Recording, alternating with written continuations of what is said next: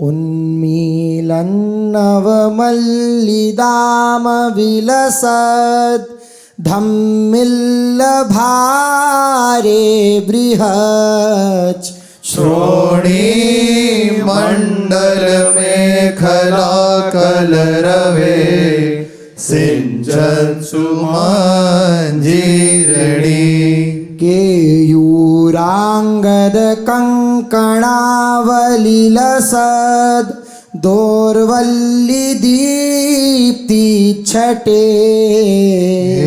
हेमाम्भोरुह कोड्मलस्तनिकदा राधे दृशा पीयसे।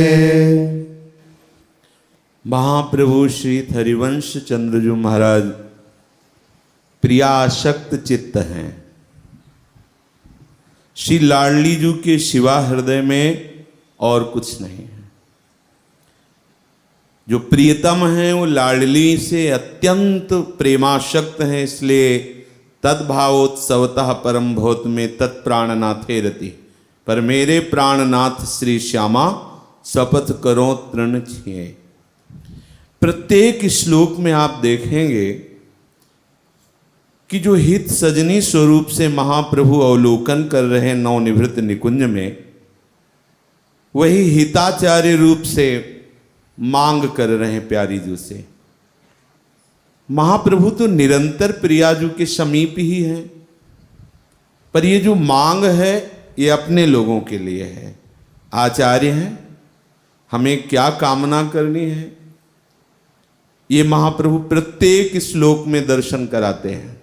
ये राधा सुधा निधि अद्भुत आनंद में डूबने के लिए जो वेद और उपनिषदों में भी नहीं, वेदों का जो शिरोभाग उपनिषद है उसमें भी जो रस नहीं है, उस रस का रसास्वादन कराने के लिए वर्णन किया है आचार्य चरण ने। इतनी आसक्ति है प्रियाजू में कि प्रतिपल अवलोकन करने पर भी प्यास बढ़ती ही जा रही है। यही प्रेम का स्वरूप भी है। हम जब प्रभु से प्रेम करते हैं, अपनापन करते हैं, तो सबसे अपनापन हट जाता है, स्वाभाविक। यदि अभी प्रभु के अलावा कहीं और अपनापन है तो अभी प्रेम नहीं है। प्रेम का स्वभाव यही होता है और प्रेम का प्रभाव यही होता है। जब प्रेम हृदय में किंचन मात्र भी प्रकट होता है प्रियालाल के चरणारविंद का, और कुछ अच्छा नहीं लगता। और उसका प्रभाव ऐसा है कि बाहरी जितने भी विधि विधान हैं, जितने भी साधन शैलियां हैं, ये सब मन से छूट जाती हैं, कुछ अच्छा नहीं लगता। बस जिसे देखा है उसे बार बार देखने की, देखते हुए भी बार बार देखने की, यही प्रेम का स्वभाव होता है। प्रेम में कभी ऐसा विश्राम नहीं होता कि आज दर्शन हो गए बस हो गया।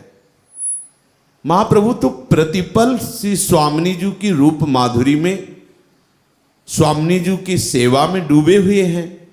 फिर इस श्लोक में मांग कर रहे हैं, मैं कब ऐसे रूप का दर्शन करूंगा।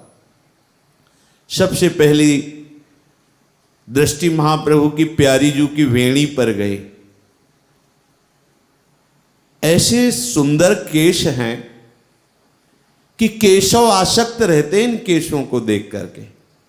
श्री लालजू आसक्त रहते हैं। कैसे कोई कवि वर्णन करे, सुनी कवि कुल मति डरिए। प्यारी जू की नखसिक शोभा ये अवर्णनीय है। तेरो रूप कहत नहीं आवे।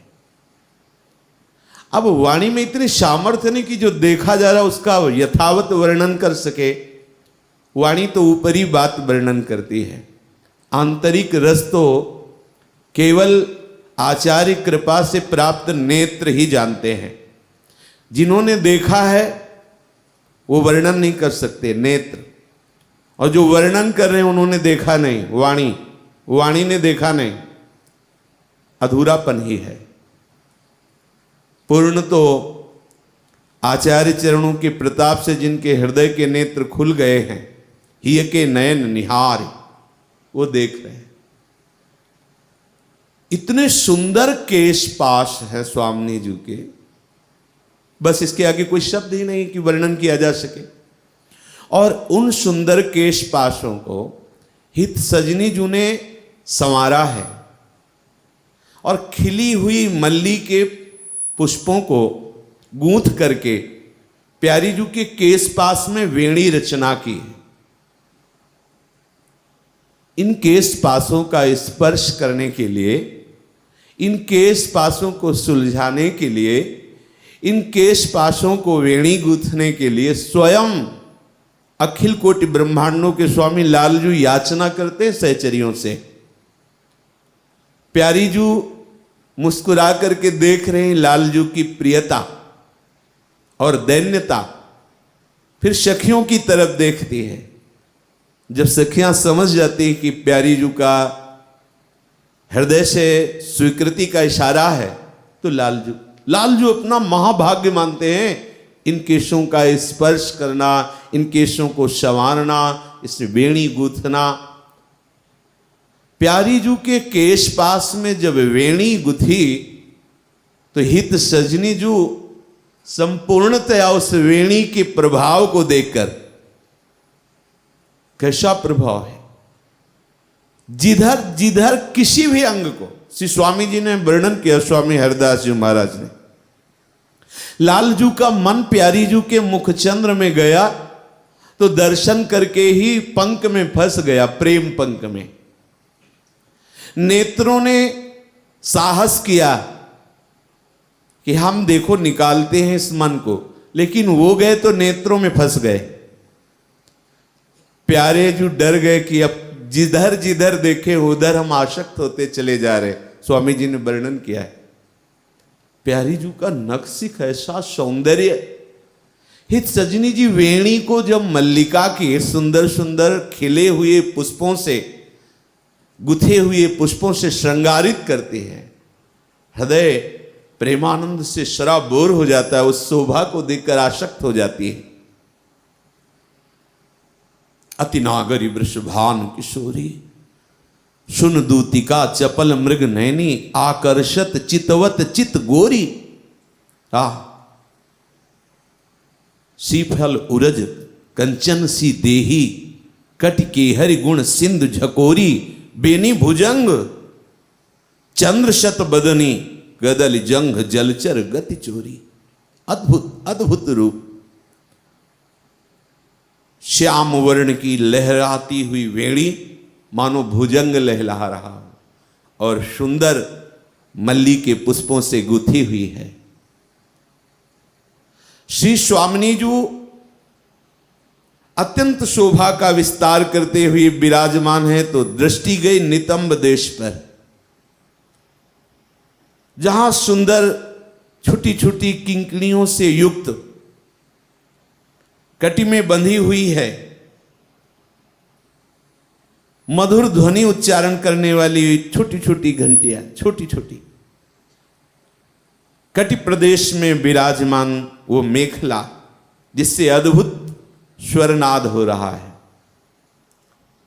प्यारी जू के नूपुर ध्वनि, प्यारी जू की कंकण और चूड़ियों की ध्वनि और प्यारी जू के मेखला की ध्वनि से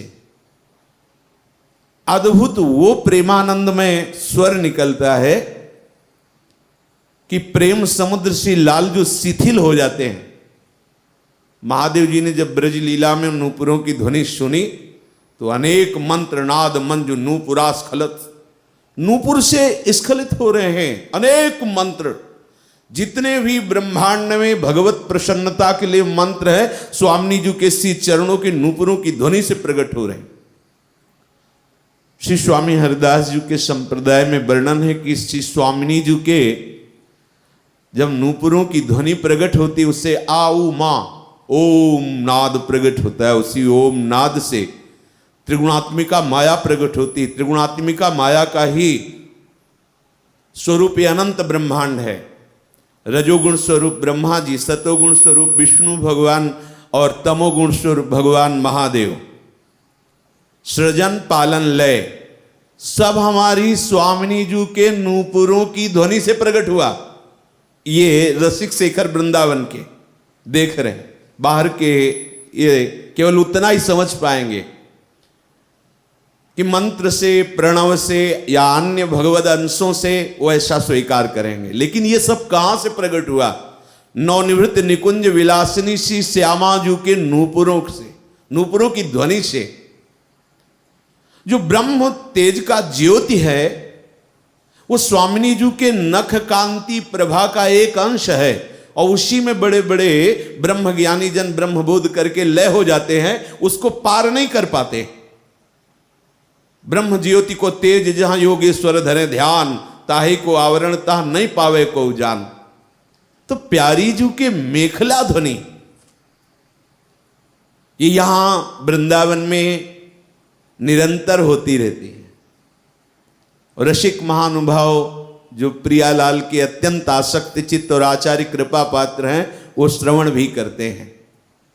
यहां निरंतर गूंजती रहती नूपुर ध्वनि, मेखला ध्वनि, कंकन किंकिनी ध्वनि। क्योंकि अद्भुत खेत महामन्मथ को दुंदु विभूषण राव, जूझत सुभट परस्पर अंग अंग उपजत कोटिक भाव। मानो मदन संग्राम की दुंदुभी है, कंकन किंकिनी की ध्वनि जो मेखला में छोटी छोटी घंटियां, उनसे जो नाद होता है, मानो इस प्रेम संग्राम का डंका बज रहा है। ये वृंदावन प्रेम खेत है। महाप्रभु हित सजनी स्वरूप से स्वयं स्वामिनी का श्रृंगार किया है उस मेखला की शोभा देख करके। लालजू की जो कटि प्रदेश की शोभा है ना, महासुख प्रदान करने वाली है। प्रभु हंस कटि के हरि दूरीकृत मदन मद मत गजामिनी। प्रभु की कटि ही ऐसी है, कटि प्रदेश, पीतांबर की फेट लगी हुई जो मन मोह ले। एक एक अंग लावण्य के समुद्र हैं। लाल जो रूप समुद्र, प्रिया जो हैं स्नेह की समुद्र है सहचरिया। महाप्रभु की प्रियाजू के उस कटि प्रदेश की जिसमें अवनी उदर ना विसरसी में मनो कछुक मादक रस घोरी, जैसी थरिवंश पीवत सुंदरवर सीव सुदृढ़ निगमन की तोरी। जिसमें अनंत ब्रह्मांडों का ऐश्वर्य विस्मित किए हुए लालजू आसक्त हैं, उस प्रदेश में मेखला करधनी और उसकी छोटी छोटी किंकिणियों की जो ध्वनि हो रही, महाप्रभु शोभा को देख रहे हैं। केस पास से सीधे वहां दृष्टि गई। मधुर ध्वनि प्रकट होकर के सखियों के चित्त में अत्यंत आनंद उल्लास प्रकट कर रही और लालजू के चित्त में अत्यंत प्रेम पिपाशा प्रकट कर रही है। और नूपुरों की तरफ फिर दृष्टि गई। नूपुर ध्वनि ऐसी है, किसी बिहारिन देव जी ने एक पद में वर्णन किया है कि प्यारे जो बार बार प्यारी जी उससे प्रार्थना करते कि एक बार फिर नूपुर ध्वनि सुनाइए, और उस नूपुर ध्वनि के नाद को सुनकर अपने बंसी नाद को लघु समझते हैं और अपनी बंसी को प्यारी जी के नूपुरों में न्यौछावर करते हैं। अगर एक बार इन नूपुरों का अवलोकन या श्रवण हो जाए तो अनंत ब्रह्मांडों की साधना के द्वारा प्राप्त हुआ जो फल है, जहां जो जो भी साधना है वर्णन है, वो सब लघु हो जाए। सर्वेषु साधन वरेषु चिरम निराशा। बहुत बड़ी संपत्ति हमें मिल गई है, हमारी प्यारी जी, बहुत बड़ी वस्तु हमें मिल गई। यदि हमारे हृदय में ये ठसक प्रकट हो जाए तो फिर ये लालसा प्रकट हो जाएगी। प्रतिपल रटते हुए नाम भी जिह्वा पिपासु रहेगी नाम की। प्रतिपल देखते हुए, प्रतिपल देखते हुए। यहां कभी ऐसा नहीं होता कि जीवन में एक बार किशोरी जी का दर्शन हो गया बस, ऐसा नहीं होता। प्रतिपल दर्शन होता है, फिर भी नेत्र प्यासे ही रहते हैं। प्यारी जी की वो नूपुरों की ध्वनि, नूपुर दर्शन करके फिर दृष्टि गई मनो मृणाल भूषण भूषित भुज, जो श्याम सुंदर को गलबहियां दिए हुए हैं, केयूर, अंगद, कंकण, वलय, चूड़ियां, ऐसे सुशोभित इतना सुकुमार कर कमल लालजू की ग्रीवा में से, भुज मृणाल, बहुत ही सुकोमल कर कमल श्री लाडली जी का। और वो सुंदर रंग बिरंगी चूड़ियों से, कंकण से, बाजूबंद से सुशोभित हो रहा है, और लालजू के गले में विराजमान गलबैयां दी हुई, बाहु पर दृष्टि गई, देख करके मुग्ध हो रहे हैं प्यारी जू के बाहु को। बाहु पाश में इंद्रनीलमणि श्याम सुंदर की ग्रीवा है।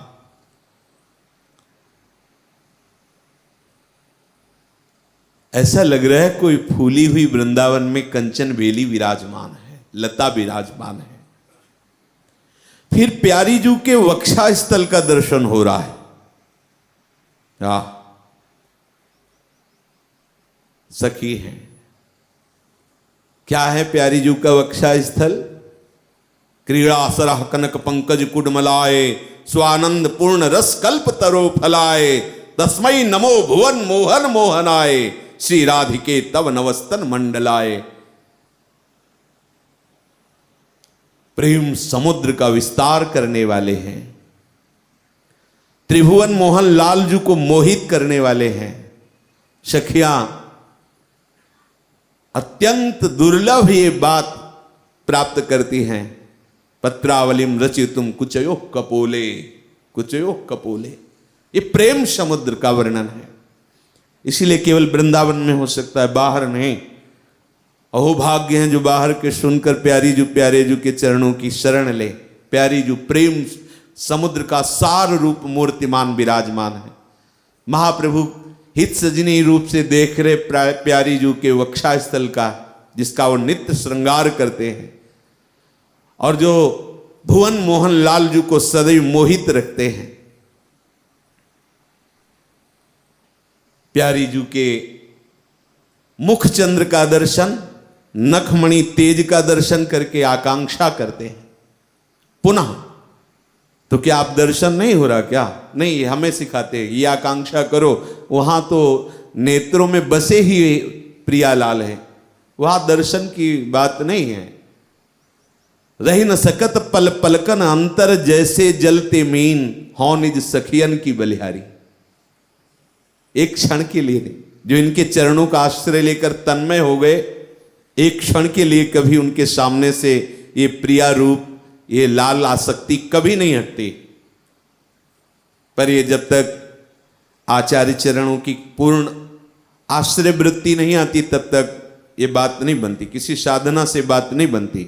आचार्य चरणों की ठसक, मन क्रम वचन त्रिशुद्ध सकल मत हम श्री हित हरिवंश उपासी, तभी वो नेत्र प्राप्त होते हैं। ये निज महल प्यारी जू का है, और प्यारी जू की निज शोभा का दर्शन निज सहचरियों की कृपा से निज वृत्ति प्राप्त होने पर होती। इसलिए हमारा सब कुछ निज है। अब निज धर्म आपनो कहे, निज बात सुनिमान सखी, निज निज निज, तभी ये शोभा का दर्शन होता है। महाप्रभु आकांक्षा कर रहे, प्यारी जू कब मैं इस स्वरूप का दर्शन पाऊंगा। वर्णन कर रहे दर्शन करते हुए ही, पर ये ऐसी प्यास है, पियत छकी मतवारी प्यासी। पियत छकी मतवारी प्यासी, प्रत्येक सहचरी, अनंत सहचरियां हैं, लाखों करोड़ों नहीं। ध्रुवदास जी ने लिखा है कि बूंद की जो धाराएं गिरते हैं उनको गिन सकते हो आप, तारागणों को गिन सकते हो, भूमि के कण को गिन सकते हो, लेकिन निकुंज में जितनी सहचरियां आप गणना नहीं कर सकते। और प्रत्येक सहचरी को प्रियालाल अपने सामने दर्शन देते हैं। ऐसा नहीं लगता कि भीड़ में प्रियालाल है और बहुत प्रयास करने पर कहीं झलक में, ऐसा नहीं। प्रत्येक को सेवा मिलती है, प्रत्येक को दुलार प्राप्त होता है। पियत छकी मतवारी प्यासी,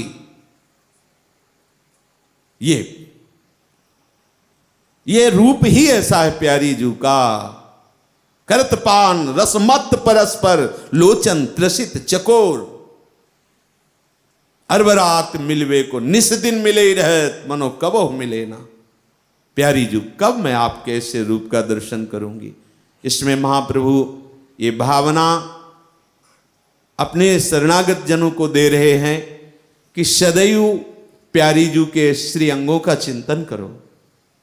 भावना में ही प्यारी जू कैसी सुंदर सिंहासन पर विराजमान हैं, कैसे लालजू आसक्त होकर देख रहे, कैसी कैसी प्यारी जू की चूड़ियां हैं, कैसे कंकन है, कैसा कर कमल है, कैसी बाजूबंद है, कैसे नीलांबर फहरा रहा है, कैसे मुखचंद्र की शोभा, कैसे अद्भुत नेत्र है, कैसी मंद मुस्कान है, कैसी नाक में जो पहनी हुई नथ है, कैसे फड़क रही, आह कैसी सुंदर वेणी है, आह कैसे प्यारी जो चल रही, कैसे सुंदर नूपुर बज रहे।